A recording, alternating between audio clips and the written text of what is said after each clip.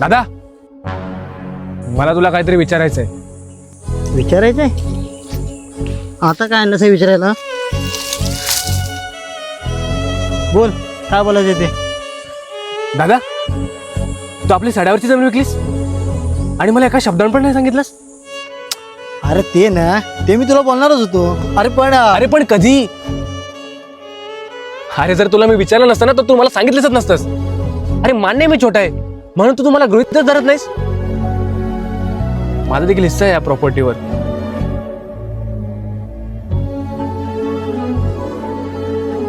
अरे मी कुठं बोललोय तुला की तुझा हिस्सा नाही म्हणून? अरे मी ते तुला सांगणारच होतो, पण तू माझं ऐकून अरे घे. काय ऐकून घेऊ? अरे ते विजय काका बोलले म्हणून कळालं तरी. अरे अवधूत, ऐक माझं. अरे सोड यार, किती लपवण्याचा प्रयत्न केलास ना तरी लपून नाही राहणार आहे.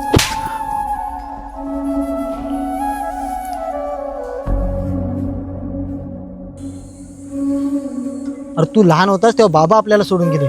त्यानंतर तुझ्या शिक्षणाचा खर्च, आई आजारी होती त्याचा खर्च, अरे त्यात आता नवीन घर बांधलेलं त्याचा खर्च. अरे तेव्हा नाही गेलं तुला वाटलं की दादा कसं मॅनेज करत असेल? बाकीचे बोलतात ते खरं आणि मी बोलतो ते खोटं. आणि तू पैशांचा विचारत होतास ना?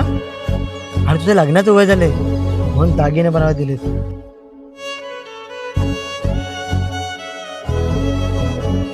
सॉरी दादा. अरे असू दे असू दे, हे लोक ना फूट पाडायलाच असतात. ह्यांना कोणाचं भलंच नाही बघत.